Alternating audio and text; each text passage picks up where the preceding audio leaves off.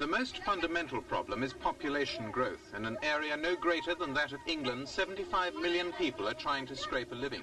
This plague of people makes Bangladesh the most overcrowded country on earth. 35% of them are under 10, and if the 3% annual birth rate isn't soon reduced, there'll be 150 million by the end of the century.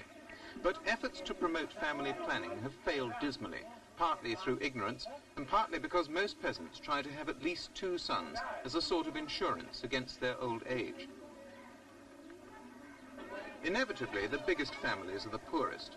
The worst off of all are the non-Bengalis who stay alive in the refugee camps on skimmed milk provided by the International Red Cross and corn soya meal from other international agencies.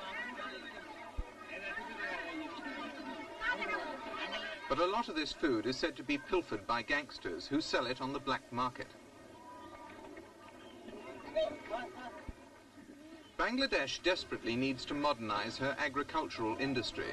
But economists say the latest wave of oil price increases means that not only will machinery become ruinously expensive, but that the advanced countries will cut back their foreign aid programs anyway.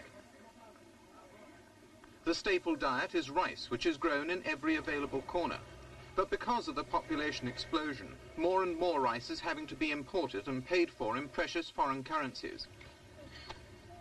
The finance minister has said that the new round of fuel price increases means that oil and food will account for at least 3/4 of the country's export earnings this year, which are optimistically forecast as $400 million. Apart from the jute mills, which use a great deal of oil, the fuel shortage could have a crippling effect on the country's distribution system, which is largely based on the rivers. Observers in Bangladesh say the economy might improve if the Prime Minister, Sheikh Mujibur Rahman, would only allow his civil servants more say in running the country. But at the moment there's no sign of that happening. Rather, the signs are that here, as in many other underdeveloped countries, it's going to be another bad year.